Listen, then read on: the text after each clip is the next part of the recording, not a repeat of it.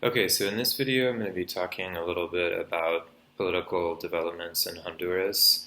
And first, I just want to give a little bit more of an overview of the channel that I'm trying to start, doing some reporting and discussion of current events around Latin America.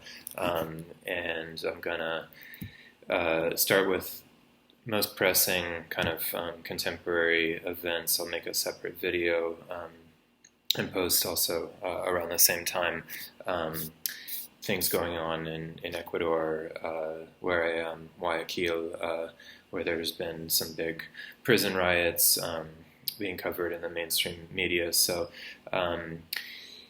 that is to be looked forward to. Please, if you're tuning in, get in touch, offer suggestions, any feedback, and helping spread the channel.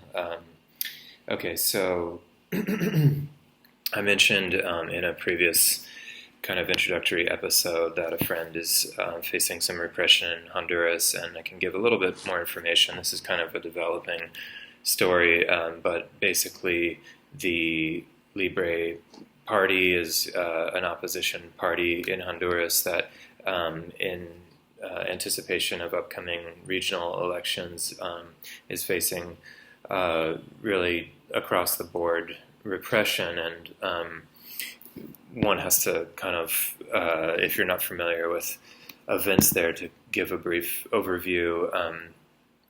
This is the country that in 2009 had a democratically elected leader, Mel Zelaya, who was overthrown in a coup d'etat supported by the U.S., orchestrated by Hillary Clinton's State Department, and really has the country has devolved since this time into an emblem of the kind of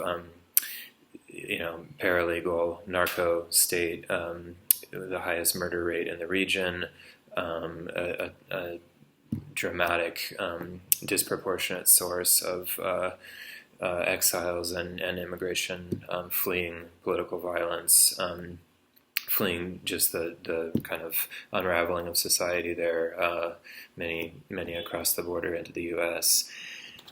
And,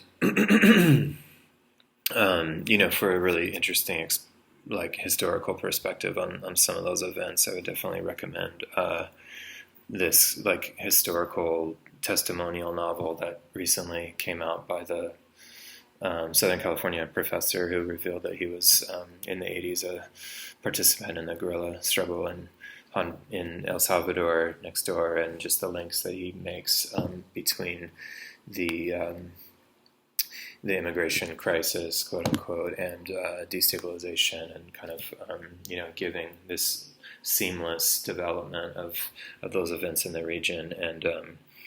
And I'm often forgetting details. I'll post his name and a link to that along with the video.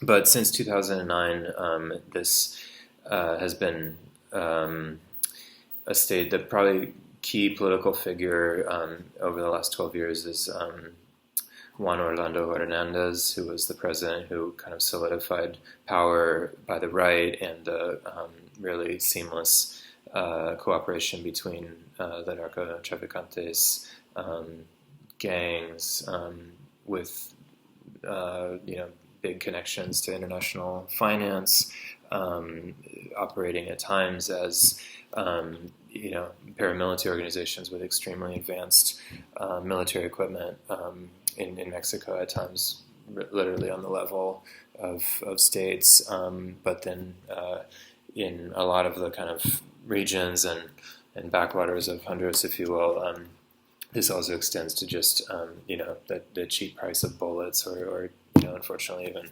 machetes, and how cheap life is, and the kind of replacement by the state with hired guns and the sort of de facto mafioso type of power relations. So out of that, like in neighboring Guatemala and in some comparable situations, there's been some amazing popular resistance, and what we saw the last presidential election cycle was a really interesting resurgence of the popular movements calling for enough, being willing to raise their voices to challenge this state of things, despite the intense repression and intimidation that came with that. And that the coalition that coalesced around, known as the Libre Party, free, was leading in the on the night of the elections, and in kind of classical corrupt fashion. There was the suspension of vote counting. So really, as blatant fraud as can be done, and yet that election was recognized by the U.S. So there's somehow this kind of undoing of this notion of the war on drugs, and has to be kind of thought, I think, really at the beginning of a lot of this. The director, Steven Soderbergh, who's had an uncanny ability to create popular and yet realist political cinema. His movie Traffic, kind of hit this on the nose, that the war on drugs was not a war against the cartels, but rather a war in which sides were taken. Certain cartels were supported at the expense of others. So this violence is now being targeted against this party that's still very active, especially in regions, kind of has been able to penetrate into localities, and is accomplishing, at least positing a kind of a presence that isn't going away. So there is some good work going on from groups like Amnesty, trying to bring attention to the candidates being threatened, and I'll give more details on that story as it develops. So thanks for checking out. Stay tuned.